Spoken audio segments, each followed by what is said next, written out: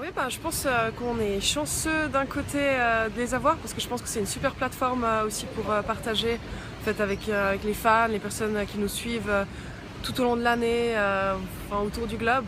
Et puis, pour ma part, c'est pas indispensable forcément, mais je pense que ça donne un plus, ça donne une autre dimension. Après, il faut faire toujours évidemment attention par rapport à plein de choses parce que poster peut-être quelque chose qui sort du contexte ou qui est trop, on va dire, pas forcément complètement lié à mon domaine ou à des choses qui me plaisent, ou à donner des avis spontanément. Ça peut des fois se retourner, on va dire, contre nous. Donc il faut quand même, je pense, être prudent. J'aime bien, franchement. Je trouve que ça, comme je disais, ça donne cette proximité au fait avec des personnes qui nous suivent. Puis c'est la possibilité aussi pour moi d'exprimer, on va dire, ma spontanéité, surtout sur Instagram, je dirais. Ça laisse cette créativité que moi j'adore, avoir un peu cette petite touche spontanée, décalée, pas uniquement montrer la joueuse de tennis, mais aussi la femme. Donc en tout cas, moi je m'éclate.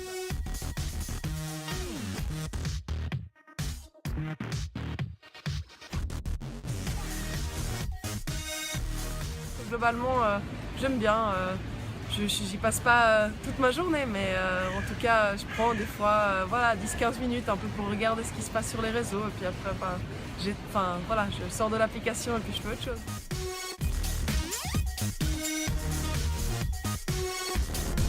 Vous avez pas vu mes dragons? Parce que là, j'ai rendez-vous pour aller les faire castrer. Je pense qu'il faut aussi savoir dire stop à des moments opportuns, quoi.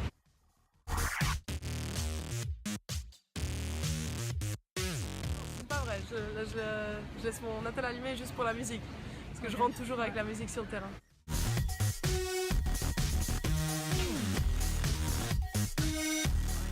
Ah non, en plus on n'a pas le droit. On n'a même pas le droit d'écouter de la musique, par exemple, sur les changements de côté.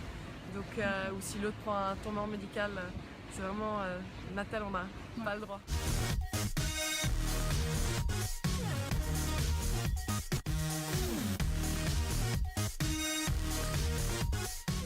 Alors non, obligé, non, alors absolument pas. Et ça c'est vraiment... les gens qui me connaissent bien, ils savent que du moment qu'on commence à m'obliger les choses, là ça va pas. J'aime avoir toute cette liberté. Mais par contre, c'est vrai que lorsqu'on négocie nos contrats, évidemment on met fait une clause pour qu'ils puissent aussi être présents sur quelques réseaux sociaux. Mais je trouve que c'est totalement normal parce que c'est aussi grâce à eux que je peux faire en sorte de faire mon métier, de pratiquer mon métier dans les meilleures conditions. Donc je pense qu'en quelque sorte c'est un win-win tout simplement, mais de là à avoir une obligation, alors pas du tout.